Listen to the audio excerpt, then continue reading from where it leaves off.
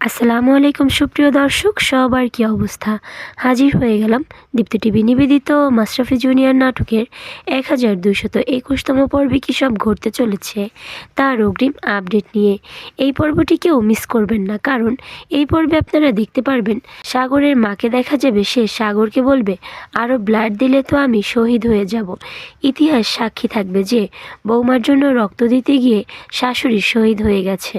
তখন সাগরকে দেখা যাবে সে তার মায়ের কাণ্ড দেখে হাসতে থাকবে।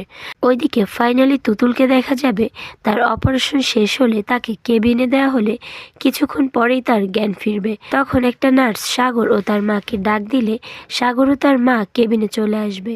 তখন সাগরের মাকে দেখা যাবে সে তুতুলকে দেখে অস্থির হয়ে যাবে। তখন সাগর তুতুল কেমন আছে সেটা জানতে চাইলে সাগরের মা বলবে, কেমন আর থাকবে, এত বড় একটা অপারেশন হলো, নিশ্চয়ই ওর অনেক খারাপ লাগছে।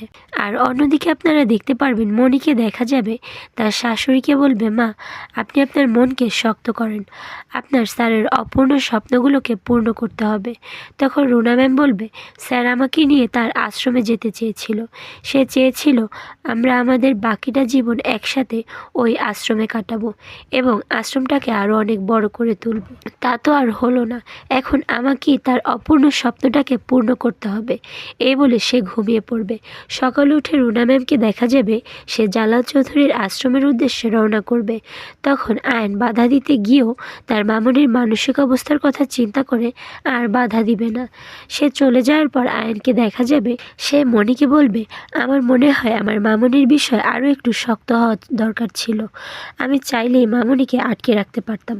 তখন মনি বলবে, না আয়ন, এটা করা ভালো হতো না, মা এখন অনেক বড় একটা শোকের মধ্যে আছে, এই সময় তার মন যা চায় সেটাই আমাদের করতে দেওয়া উচিত। আর এছাড়াও থাকছে আশ্চর্য সকল ঘটনা। সুতরাং সবাইকে মাশরাফি জুনিয়র নাটকের আগামী পর্ব দেখার আমন্ত্রণ রইল। ধন্যবাদ।